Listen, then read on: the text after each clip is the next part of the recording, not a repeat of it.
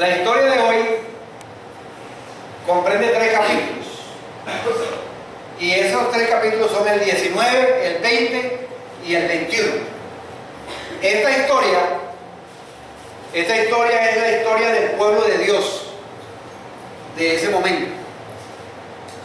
Esos son nuestros ancestros espirituales, el pueblo de Israel. Y nos muestran hasta cierto punto cómo somos nosotros. Donde podemos tener a veces secretos profundamente enterrados que se asemejan de cierta manera, a pequeña escala, la conducta de Gibea o de Gabá, también como aparece en la Biblia, porque se puede traducir Gibea, en una versión en la Biblia lo traducen Gibea y en la Reina Valera lo traducen de Gabá, los gabaonitas. Entonces, esa historia es triste, pero vamos a pedirle a Dios que nos ayude en medio de la tristeza a entender, porque a mí me produjo mucha tristeza el leer y estudiar esa historia. Señor, gracias por tu palabra, gracias por este registro que está allí en la Escritura y tiene un propósito. Y te pedimos que tú, por medio del Espíritu Santo, nos ilumines a entender el propósito que tú tienes para con nosotros. En el nombre de Cristo Jesús. Amén. Vamos a abrir la Biblia y vamos a leer los primeros 5 versículos del libro de Jueces, capítulo 19. No solamente es la historia del pueblo de Dios, sino que involucra a un levita que valdría a un líder religioso de nuestro tiempo como un pastor o un sacerdote. Una persona que se supone que ha sido apartada por Dios para servirle a Dios. Entonces no solamente es del pueblo de Dios, sino de un líder del pueblo de Dios. Versículos 1 al 5. En aquellos días, cuando no había rey en Israel, hubo un levita que moraba como forastero en la parte más remota del monte de Efraín, el cual había tomado para sí mujer concubina de Belén de Judá, y su concubina le fue infiel y se fue de él a casa de su padre, a Belén de Judá, y estuvo allá durante 4 meses. Y se levantó su marido y la siguió para hablarle amorosamente, pero le siguió después de 4 meses, y hacerla volver, y llevaba consigo un criado y un par de asnos, y ella le hizo entrar en la casa de su padre.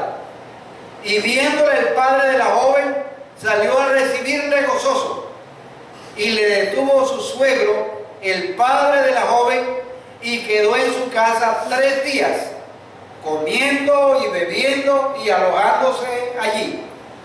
Al 4.º día, cuando se levantaron de mañana, se levantó también el levita para irse, y el padre de la joven dijo a su yerno: conforta tu corazón con un bocado de pan, y después os iréis.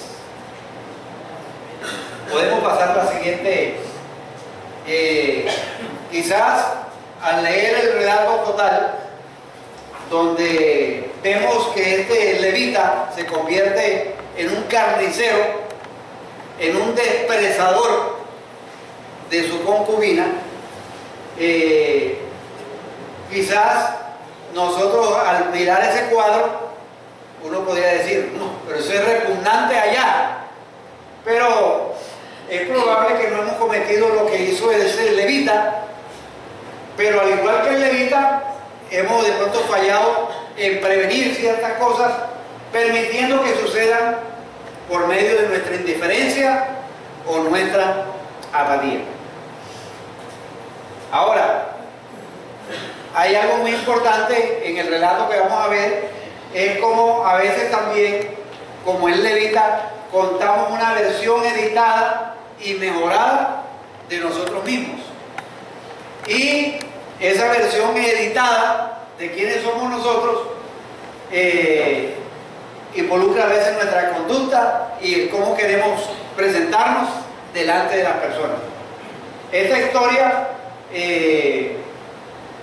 debe desafiarnos. A mí, como otras historias del libro de los jueces, yo creo que yo he sido el primer enriquecido al estudiar el libro de los jueces por estos 4 o 5 meses que hemos venido estudiando el libro de los jueces, que me ha desafiado a mí a pensar que uno puede juzgar ahora a esa gente que vivieron en esa época, pero la realidad que nosotros vivimos en nuestro mundo, a nuestro alrededor, no dista mucho.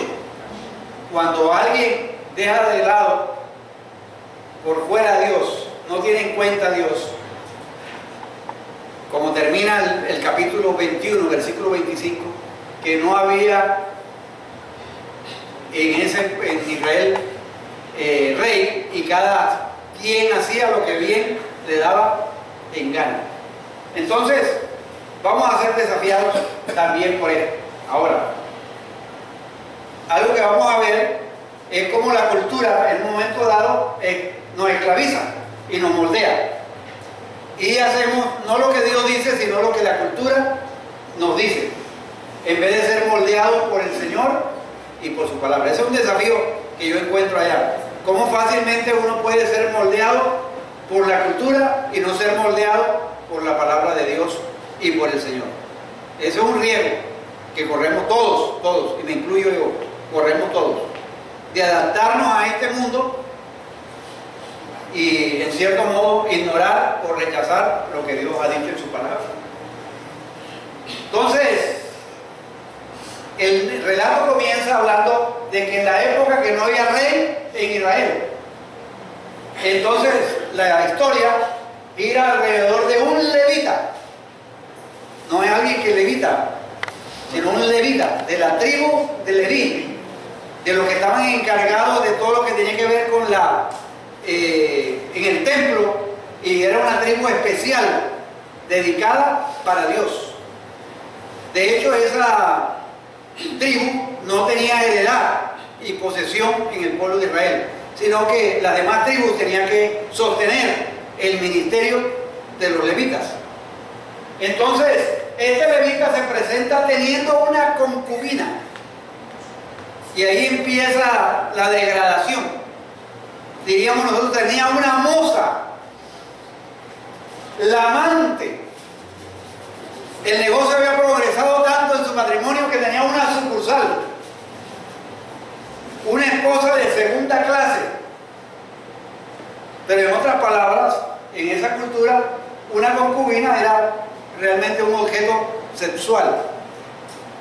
Entonces, el levita lo presenta el narrador como el esposo, el Señor. En el versículo 27 del capítulo 19 dice lo siguiente: y se levantó por la mañana su Señor, o sea, refiriéndose al Señor, al dueño de la concubina. Entonces, este juez, este levita, se presenta ya con un deterioro moral, porque aunque era permitido, no era lo que Dios había querido. Eso era parte ya también de la cultura de esa época. Sigamos adelante. Génesis 2:24 dice y deja claro, ¿alguien lo sabe? Génesis 2:24. Por tanto dejará al hombre a su padre y a su madre, y se unirá a su mujer, y los dos serán una sola carne. Ese es el matrimonio. El matrimonio debe ser entre un hombre y una mujer. Pero los creyentes en esa época y las subsiguientes siguieron a la sociedad y tuvieron múltiples esposas. Y concubinas, desde Abraham hasta Salomón. Y Salomón no se diga, Salomón tenía 1000 esposas y 900 concubinas. O sea, así como una vez es difícil, ¿cierto? 1900, o sea, pero miren, desde Abraham hasta Salomón. Eso es la práctica que se volvió la poligamia. Y esa poligamia trajo siempre dolor y angustia. Si usted lee las historias de la Biblia, donde había la práctica de la poligamia, siempre trajo dolor y angustia, sin excepción alguna. Y eso lo determina la palabra de Dios. Entonces encontramos aquí un levita que se supone que debía ser apartado y santo, ya es arrastrado por una cultura pagana hasta el punto de tener una concubina. Entonces ya uno empieza a ver lo profundamente desdichado que es este relato. Comienza con esa introducción triste, con una concubina. Y para remate, esta concubina le es infiel. Y no solamente le es infiel, sino que se va. Lo abandona, abandono de hogar. Se va esta mujer. Entonces, este levita está interesado en de pronto quiere cuidar su imagen. O sea, quiere cuidar su imagen ante el pueblo, ante la gente. Entonces, pero espera 4 meses. O sea, contrata unos mariachis y toda esa cuestión allá para de pronto ponerle una serenata. Pero después de 4 meses. Entonces, uno ve también que esta relación entre este hombre y su concubina está bastante dañada. Ella le es infiel, comete adulterio, lo deja y regresa a la casa de su padre en Belén. Curioso, en Belén, recuerdan, allí nació Jesucristo. Esto hace que es algo que dentro de una cultura como la cultura israelita y de un levita, eso es inadmisible. Inadmisible que un levita tenga una concubina. Inadmisible que una mujer le sea infiel a su marido. Inadmisible de que una mujer abandone a su marido. Eso era pagado con muerte. Lo que hizo la mujer, según la ley israelita, necesitaba ser apedreada. Eso es lo que la ley establecía. Entonces, sigue la historia. El levita espera 4 meses antes de ir a convencerla de que regresara. 4 meses de ir a convencerla de que regresara. Uno no sabe, o sea, ya eso es una interpretación mía. Si lo que el levita quería era el sexo, tener sexo con ella, o el estatus, o las dos cosas. O sea, él estaba pensando de pronto, ¿qué pensará la gente? Se me fue esta concubina, van a pensar que el problema es mío. O simplemente su interés solamente era la parte sexual. Entonces puede ser que eran las dos cosas que lo que el levita quería. Entonces, estos versículos, los primeros versículos nos muestran, primero, que no es una relación ni amorosa ni duradera, porque está basada probablemente en la sexualidad y también en el qué dirán de la gente. Entonces, esa es una relación que es ni amorosa ni duradera. No dice el autor cuánto tiempo tenían ya de estar viviendo, sino que arranca el narrador partiendo del hecho de que le es infiel y se va, y que era un levita. Ahora, el relato dice que él emprende ese viaje después de 4 meses y llega allá y el padre, dice la escritura, se alegró mucho al verlo. Viene por la joyita. Exactamente, y lo persuadió a que se quedara 5 días. 5 días comiendo, bebiendo y alegrándose. 5 días. El concepto oriental exigía que debía mostrarse hospitalidad. El trato que le da el padre a su yerno es como se esperaba, o sea, ser hospitalario con él. Es una invitación hecha con insistencia, yo diría de forma obstinada, casi rozando en la desesperación. Pero luego, después, mirando unos comentarios del trasfondo oriental, esa insistencia tenía que ver que la ley implicaba que eso no era muerte solamente para la mujer, sino para la familia.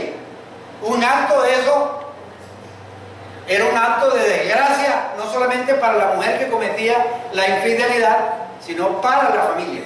Entonces, por eso hay una insistencia de parte del padre, del suegro, que, bueno, esto tenemos que atenderlo bien para que se la lleve y para que así podamos, en cierto modo, liberarnos exactamente de lo que puede causarnos la muerte. Entonces, en esa época, el castigo por el adulterio o el abandono de un amo, que también era en el sentido que se perseguía en esa cultura, era muerte y desgracia para la familia. Entonces, en cierto modo, el suegro quiere asegurarse de que no haya esa muerte y desgracia para la familia. En otras palabras, dice un comentarista que el padre se está asegurando de que el levita no vaya a presentar cargos y se siente aliviado de que solo haya venido a llevársela a casa otra vez. No venía con una boleta de captura, no venía con una orden judicial allá para que lo lapidaran, sino que venía con buena intención, amorosamente, de reconquistar a su concubina, a su moza. Moza en el sentido como lo usan hoy en día. Ahora, el texto nos dice que la mujer lo invita a que entre a la casa, que le dice que entre, pero no, el texto no nos dice que la mujer fue persuadida. Siempre el diálogo de todo el capítulo 19 se da entre el padre y el esposo. O sea, ahí no hay lugar para que la mujer diga, yo me la embarré, yo tuve la... No dice eso el texto. Pero eso era parte de la cultura. Porque ahí no nos dice que ella escuchó al levita o que ella estaba en acuerdo para regresar. Todo indica que es el padre que le entregó su hija al levita. Eso era la cultura allá en esa época. O sea, la mujer no decidía. No, es que a mí me gusta él. No, es que ya yo escogí para ti a fulano de tal. Y tú te vas a casar con fulano de tal. Y ahí no había, y todavía en la cultura oriental, todavía persiste mucho esa parte donde el padre es el que negocia con su futuro yerno la mujer. Entonces, el padre fue el que posiblemente le entregó su hija levita y aquí está otra vez negociando con él para que se la lleve. Entonces, en el texto no infiere de que hay una opción de que la mujer pueda decir, no, es que yo no quiero estar con él, yo no quiero vivir con él. Entonces no hay forma de tomar decisión. Tanto el padre como el esposo tratan a la mujer como una objeto. El papá quiere evitar la desgracia, no está pensando en su hija, está pensando en la desgracia que le ocasiona eso a la familia.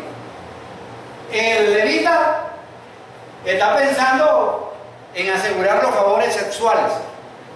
Y está pensando también en el qué dirán, está pensando en él. Él no está pensando en qué siente la mujer y por qué esto y lo otro. O sea, él está pensando en él mismo. O sea, ninguno de los dos se está preocupando por la mujer. Y la mujer llega a ser un objeto para ellos.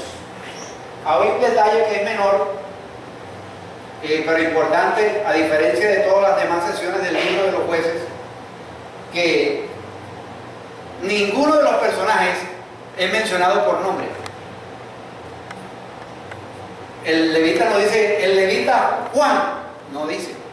No dice que la concubina Antonia, no tenían nombre. El único que aparece en la historia de esos 3 capítulos con nombre es Finés, un sacerdote, hijo de Eleazar. Es el único que aparece con nombre. Entonces, ¿por qué ese anonimato? Ese anonimato pretende sugerir que estos hombres y mujeres simbolizan todo lo de su índole en el pueblo de Israel. Que no solamente esa era la práctica de este levita y de la concubina y del papá, sino que esa era la práctica general. Entonces está reflejando la condición de Israel en esos momentos a través de un ejemplo real, sin dar nombres propios. Entonces, uno puede llegar a la conclusión de que así es como los levitas vivían. Tenían su